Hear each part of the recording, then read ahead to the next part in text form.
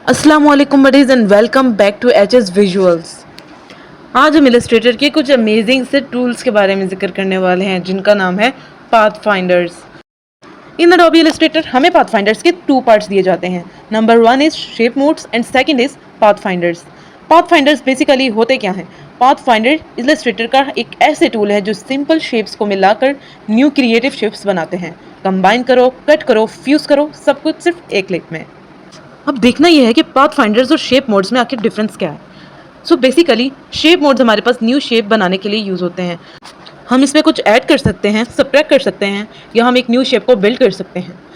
उसके बरक्स पाथफाइंडर भी बिल्कुल ऐसे ही काम करता है, लेकिन इसके अंदर कुछ न्यू ऑप्शंस होते हैं जिस तरह डिवाइड, ट्रिम और क्रॉप, यानी ये ओवरलैपिंग शेप्स को ब्रेक करने के लिए यूज़ होता है। हम इसके थ्रू ओनली 2 शेप्स को भी बहुत से स्मॉलर पार्ट्स में कन्वर्ट कर सकते हैं। सो अब हम प्रैक्टिकली देखते हैं कि आखिर पाथफाइंडर्स और शेप मोड कैसे काम करते हैं। So before starting the video, don't forget to like, comment and subscribe to my channel and let's get started. So यहाँ हमारे पास एडोब इलस्ट्रेटर की विंडो ओपन है। यहाँ साइड पे हमारे पास पाथफाइंडर्स का पैनल भी आपको नज़र आएगा। अगर आपके पास पाथफाइंडर्स का पैनल अवेलेबल नहीं है तो आप सिंपल विंडोज़ में जाके पाथफाइंडर्स को सिलेक्ट कर सकते हैं। यहाँ हम उसकी शॉर्टकट की Ctrl+Shift+F9 भी प्रेस कर सकते हैं। नेक्स्ट हमारे पास इधर आते हैं शेप मोड्स। शेप मोड्स में हमारे पास इधर 4 ऑप्शन अवेलेबल हैं। सबसे पहले है हमारे पास यूनाइट, उसके बाद होता है माइनस फ्रंट, थर्ड पे इंटरसेक्ट और फोर्थ पे एक्सक्लूड। तो सबसे पहले हमने एक रेक्टेंगल लिया, उसके बाद एक और रेक्टेंगल को इसके ऊपर ओवरलैप किया और उसके बाद हमने इसको सिलेक्ट की शेप और यूनाइट पे क्लिक किया तो देखें ये हमारी 2 शेप से एक शेप में कन्वर्ट हो गया है। नेक्स्ट हमारे पास 2 ओवरलैपिंग रेक्टेंगल्स अवेलेबल है। इसको मैं फिर से ऐसे ही अरेंज करूँगी और सिलेक्ट करूँगी और माइनस फ्रंट जैसे ही मैंने क्लिक किया तो हमारे पास जो फ्रंट हिस्सा था वो माइनस हो गया। तो सिंपल ये फ्रंट हिस्सा माइनस करने के लिए ही यूज़ होता है। थर्ड पे हमारे पास इंटरसेक्ट आता है। इंटरसेक्ट के लिए मैंने 2 शेप्स को ओवरलैप करके सिलेक्ट किया तो वो एरिया जहाँ से इंटरसेक्ट हो रहा है हमारे पास वही एरिया आएगा और हमारा रिमेनिंग एरिया रिमूव हो जाएगा। देखें फोर्थ पे हमारे पास आता है एक्सक्लूड। एक्सक्लूड में हमारे पास इंटरसेक्ट एरिया रिमूव हो जाता है और बाकी शेप एज इट इज़ रहती है। सो ये थी हमारी शेप मोड्स। उसके बाद हमारे पास आते हैं पाथफाइंडर्स। पाथफाइंडर्स में हमारे पास 6 पार्ट्स होते हैं। यहाँ मैंने रेक्टेंगल सेलेक्ट किया, उसके ऊपर एक और रेक्टेंगल ओवरलैप करके होल सेलेक्ट किया और डिवाइड पे जैसे ही मैंने क्लिक किया तो ये हमारे पास स्मॉलर पार्ट्स में ब्रेक डाउन हो गए। तो आप देखें इसके सारे शेप्स अलग हो गए। उसके बाद सेकंड पे हमारे पास आ जाता है ट्रिम। या मैंने 2 शेप्स को ड्रॉ किया और सिंपल इसको भी मैं होल सेलेक्ट करूँगी और जैसे ही मैं ट्रिम पे क्लिक करती हूँ तो हमारी फर्स्ट शेप्स कट आउट हो जाएगी। ट्रिम का मतलब होता ही कट आउट है, तो यहाँ हमारी फर्स्ट शेप कट आउट हो जाएगी जहाँ से ओवरलैप हो रहे थे। नेक्स्ट पे हमारे पास आ जाता है मर्ज। मर्ज भी बिल्कुल यूनाइट की तरह ही काम करता है। ये किसी भी शेप को एक शेप में कन्वर्ट कर देता है लाइक दिस। यहाँ मैंने मर्ज किया और यहाँ हमारे पास वही शेप एक शेप में कन्वर्ट हो गई। उसके बाद हमारे पास आता है क्रॉप। क्रॉप भी यहाँ इंटरसेक्ट की तरह काम करता है, लेकिन ये क्लिप करता है टॉप ऑब्जेक्ट को और बॉटम ऑब्जेक्ट को ये मास्क की तरह यूज़ करता है। नंबर 5 पे हमारे पास आउटलाइन आ जाता है। आउटलाइन से साफ ज़ाहिर है, सिर्फ आउटलाइन ज़ाहिर करता है और रिमेनिंग पार्ट रिमूव कर देता है। मैं जैसे ही आउटलाइन पे क्लिक करूँगी, इसका स्ट्रोक मैंने थोड़ा बढ़ा दिया। अब मैं जैसे ही आउटलाइन पे क्लिक करूँगी तो हमें सिर्फ आउटलाइन शो होगी। यहाँ आप देख सकते हैं अब हमें सिर्फ आउटलाइन शो हो रही है। उसके बाद आता है माइनस बैक। माइनस बैक का तो साफ मतलब ज़ाहिर है कि ये बैक को माइनस कर देगा और जहाँ से एरिया ओवरलैप कर रहा है वो एरिया भी कट कर देगा। तो देखिए तो हमारे पास रिमेनिंग शेप ये बचती है। तो ये थे हमारे पास शेप मोड्स एंड पाथफाइंडर्स। तो चलें फिर हम इन्हीं का यूज़ करके एक शेप ड्रॉ करते हैं। या मैंने एक रेक्टेंगल ड्रॉ किया, उसमें डार्क ब्लू शेड दे दिया। उसके बाद मैं इसको लॉक कर लूँगी। लॉक करने के लिए मैं यहाँ Ctrl+2 करूँगी तो देखिए लॉक हो गया। उसके बाद मैं एक और रेक्टेंगल इधर ड्रॉ करूँगी और मैं इसकी आउटलाइन वाइट कर देती हूँ। उसके बाद जी हम इलिप्टिकल टूल सेलेक्ट करेंगे और डायरेक्ट सिलेक्शन टूल उसके बाद सिलेक्ट करने के बाद टॉप नोड पे क्लिक करके डिलीट कर देंगे तो हमारा सर्कल यू की फॉर्म में आ जाएगा। यहाँ मैं इसको रेक्टेंगल के ऊपर एडजस्ट करती हूँ ताकि हमारे जो कॉर्नर्स है रेक्टेंगल के वो छुप जाए। और इन दोनों को सिलेक्ट करके हम पाथफाइंडर्स में माइनस फ्रंट करेंगे तो देखें हमारा यू शेप माइनस हो गया और हमारी ओवरलैपिंग शेप कुछ यू की फॉर्म में आ गई है। उसके बाद मैं एक यहाँ ट्रायंगल ड्रॉ करूँगी। देखिए आप ट्रायंगल ड्रॉ करने के बाद मैं इसको एक पेंसिल की शेप में ले आई हूँ और देखें ये ऐसा लग रहा है पेंसिल की निब है और रेक्टेंगल ऐसा लग रहा है कि पेंसिल की बॉडी है।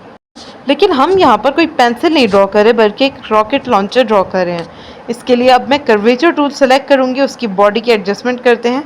یا میں نے اس کی اسٹریٹ لائنز کو کرو میں تبدیل کیا اور تھوڑا سا وائٹ کر دیا، جبکہ اس کے لوور کارنرز کو انورڈ موو کر دیا اور اس کے اپر کارنر کو آؤٹ ورڈ کرو دی اور ٹرائی اینگل کے لوور کارنر کو اپ ورڈ کرو دی۔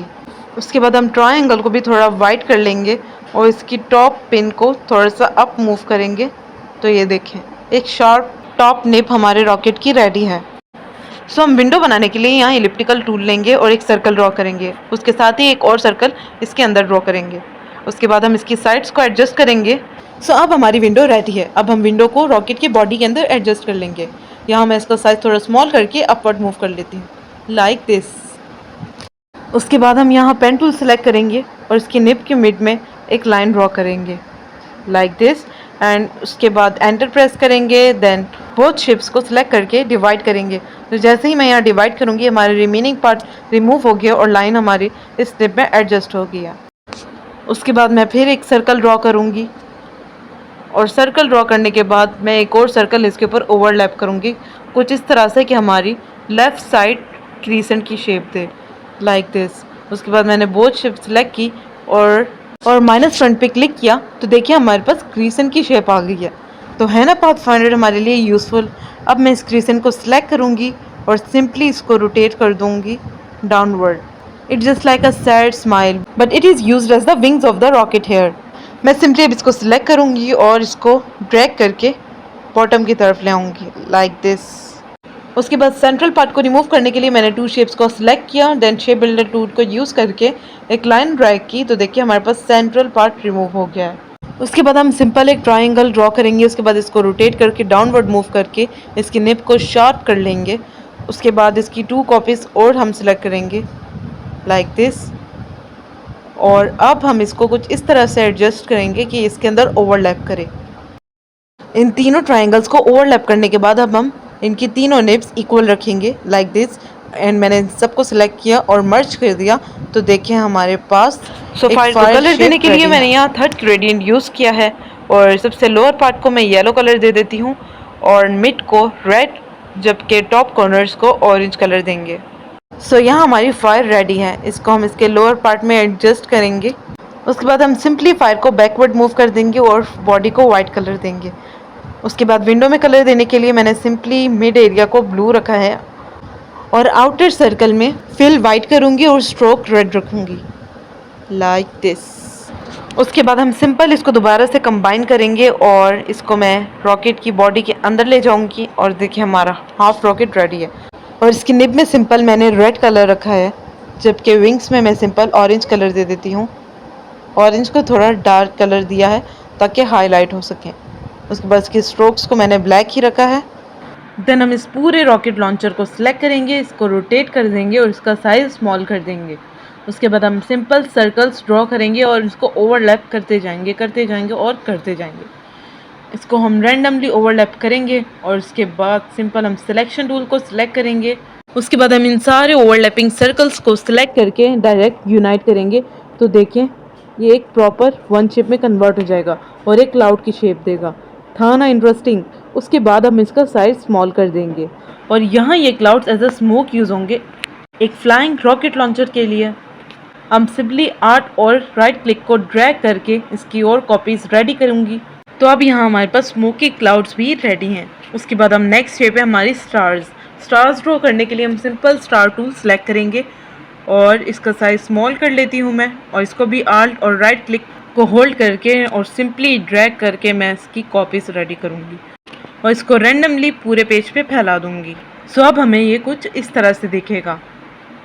اسٹارز بنانے کے بعد اب باری آتی ہے پلانٹ بنانے کی۔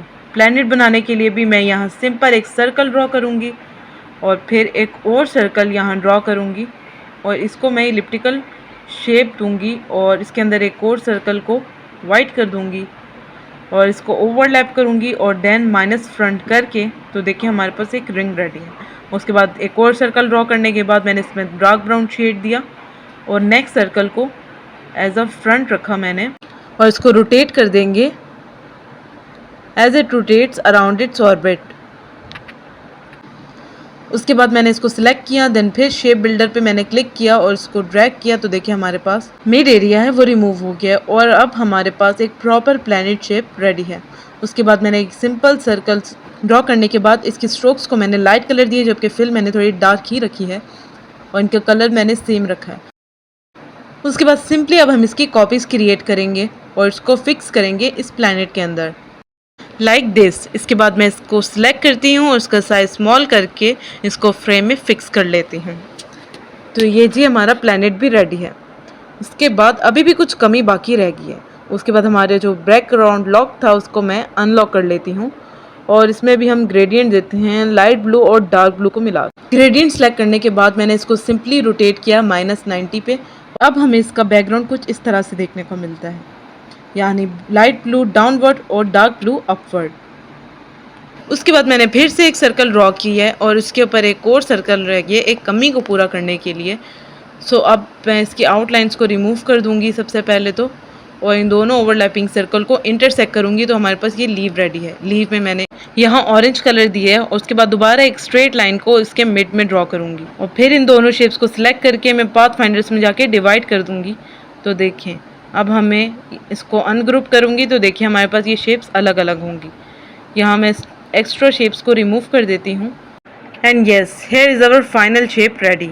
اس کے بعد میں اس کو سلیکٹ کروں گی، اس کا سائز اسمال کر دوں گی، اس کو بھی روٹیٹ کروں گی اور اس پارٹ کو میں راکٹ کے لوور پارٹ میں فکس کروں گی۔ اب ہمارے پاس یہ راکٹ لانچر کی فائنل شیپ ریڈی ہے۔ یہ تھی ہماری آج کی ویڈیو۔ آپ بھی گھر پہ اس کی ضرور پریکٹس کیجیے گا and thanks for watching and اللہ حافظ۔